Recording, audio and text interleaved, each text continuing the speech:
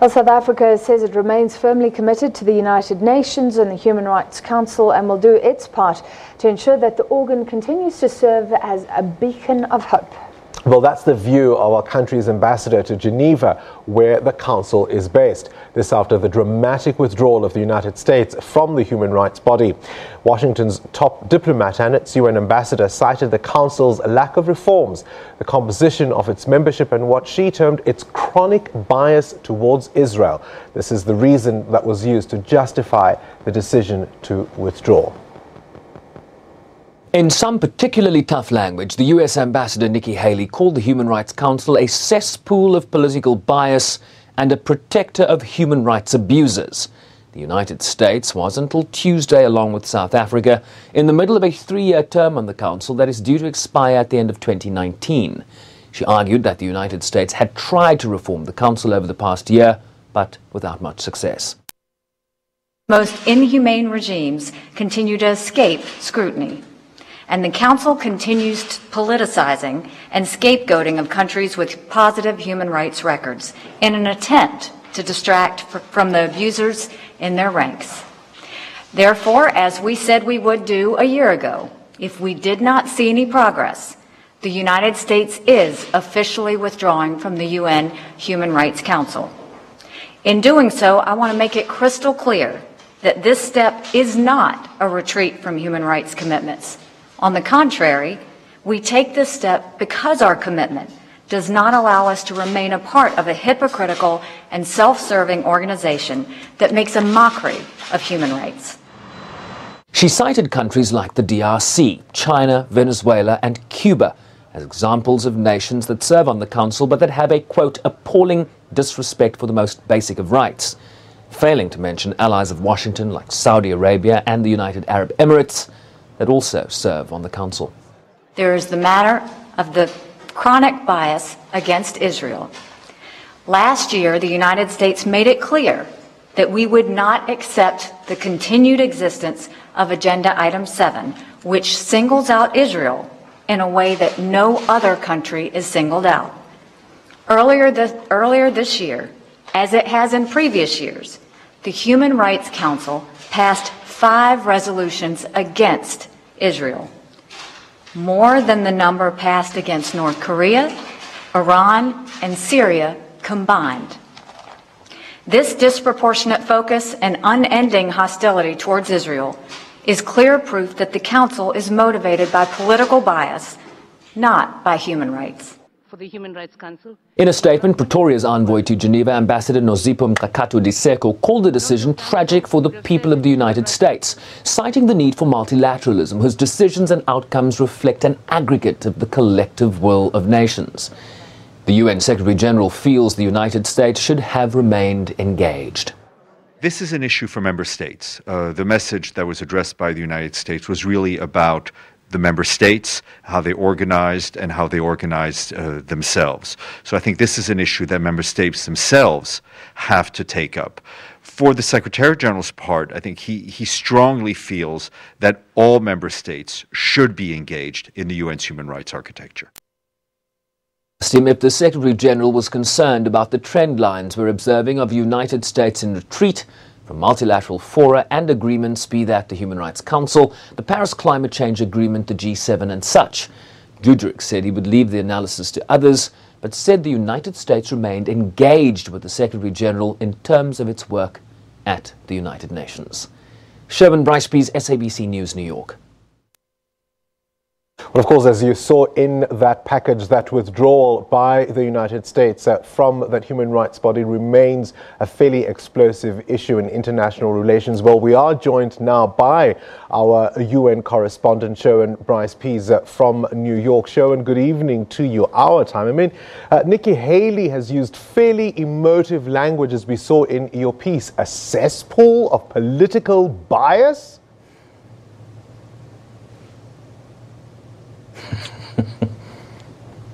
Sounds like she was describing the Security Council, Bongani. I mean, essentially, using very, very tough language. You call it explosive, but it's also not very surprising. We are seeing some very clear trend lines from the administration of President Donald Trump. This is not the first multilateral agreement or multilateral fora that the United States has walked past. I was just standing here waiting for you to cross, and I made a quick list. It began with the Trans-Pacific Partnership, this free trade agreement that the Obama administration had painstakingly negotiated and was due to be signed by President Trump. He withdrew from that. The Paris Climate Change Agreement, we all know about that. The JCPOA, essentially the Iran nuclear deal that was so painstakingly negotiated over a number of years by a number of U.S. allies. He walked away from that. The Human Rights Council. There was also a migration compact, essentially an intergovernmental process the UN is embarking on, that they want to adopt a migration compact come September this year. The United States walked away from that. So explosive it might be, but it's no longer surprising, Bongani.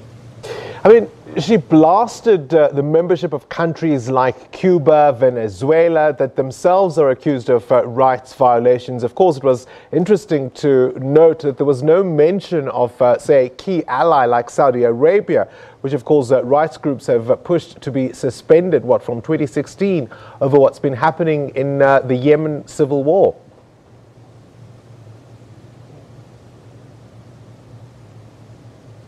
And more to your point, let's remember a week ago from today, President Donald Trump standing on a platform alongside the dictator, essentially, of North Korea, the Democratic People's Republic of Korea, Kim Jong-un, shaking his hand, looking very chummy in front of the camera, showing him the inside of his limousine called the Beast, talking after that meeting to the press, calling him very talented, a man that loves his people. But there is, in fact, a Human Rights Council report condemning the leadership and the hierarchy that runs the DPRK, matter that has been before the Security Council. And so you saw this chummy relationship. The contradiction is there for everybody to see. As much as you're criticizing Cuba or Venezuela, you were backslapping the leader of one of the most horrific regimes in terms of human rights on the planet. So that contradiction is there for everybody to see. Of course, when the Human Rights Council was created in 2006, the then U.S. President George W. Bush's administration shunned the body. And so it always seems to depend on who's really occupying the White House in terms of how the U.S. positions itself in these matters. And Sherwin, it raises a bigger question around the U.S. being a force for good in the world. Some might even say if it ever was.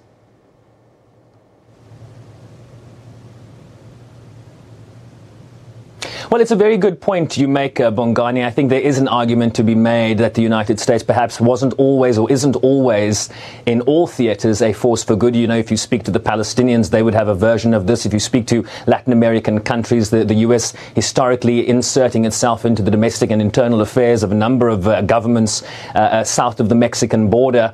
I think there's a strong argument to say that the United States has been a beacon for good. If you look at some of the comments that we're seeing from civil society on this issue, I've got a list here, basically an aggregation of civil society groups really talking about the U.S. role.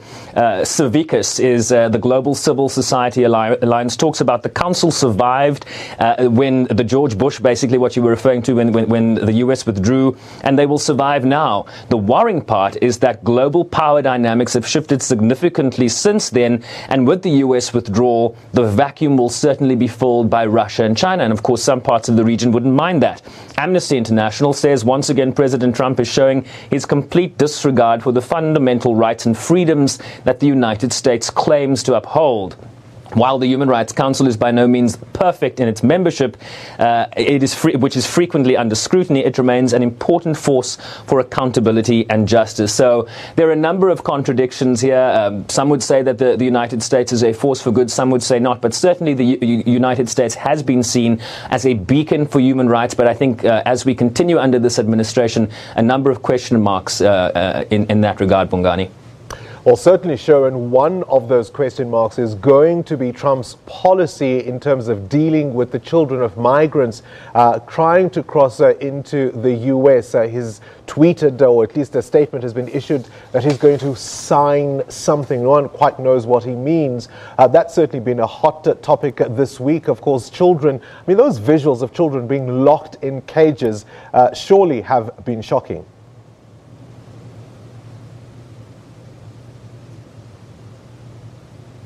News anchors in the United States bursting out as the news continues to break, bursting out in tears, Bongani. And I think these emotive images, whether it's from angry lawmakers that are being prevented from viewing these detention facilities, or certainly strong words from the High Commissioner, the outgoing High Commissioner for Human Rights, Zeid Ra'ad Al Hussein, who called it unconscionable. The Secretary General of the United Nations has weighed in, saying that children should not be separated or traumatized due to separation from their parents at the border. And so I think the collective pressure that you're seeing from the international community, and certainly from people that are in the United States that are just aghast that the country would separate young children, minors, from their country, from their parents, as a deterrent to prevent parents from crossing the borders illegally, is just a bridge too far. And I think that collective pressure building on this administration has finally led to President Trump now saying that he's about to sign an executive order that will rescind this policy. They will now, as far as we understand, hold parents and their children, if they do cross the border, whether they're seeking asylum or illegally, they will hold them together. So I think the pressure has worked, and let it not be lost on anyone that this is an election year. In November, they go to the polls in the United States to elect all members of Congress and a third of the Senate, and this wasn't looking good for Republicans. And I think that pressure, being an elective year, has weighed on the president on this Wednesday, Bongani.